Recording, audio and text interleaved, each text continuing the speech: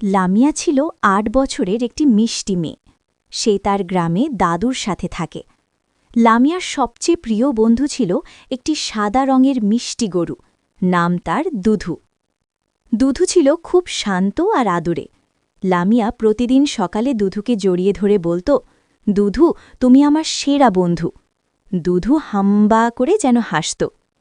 একদিন সকালে লামিয়া দেখল পাশের বাড়ির খালামণি একটু মন খারাপ করে বসে আছেন। লামিয়া জিজ্ঞেস করল, খালামণি, কি হয়েছে? খালামণি বললেন, বাবা অসুস্থ, তাকে দুধ খাওয়াতে হবে, কিন্তু আজ আমাদের ঘরে দুধ নেই। লামিয়ার ছোট্ট মনটা কেমন করে উঠল। সে দৌড়ে দুধুর কাছে গেল। দুধু, আমরা কি একটু সাহায্য করতে পারি? দুধু যেন বুঝতে পারল, শান্তভাবে দাঁড়িয়ে রইল। লামিয়া দাদুর সাহায্যে দুধু থেকে তাজা দুধ নিল।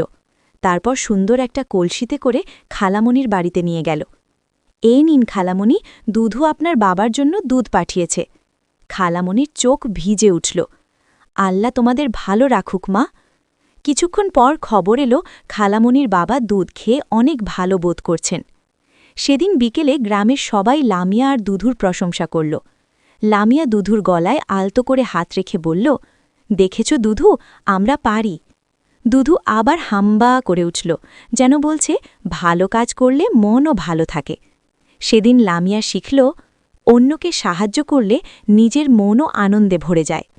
আর দুধু, সে তো লামিয়ার সবচেয়ে গর্বিত বন্ধু হয়ে রইল।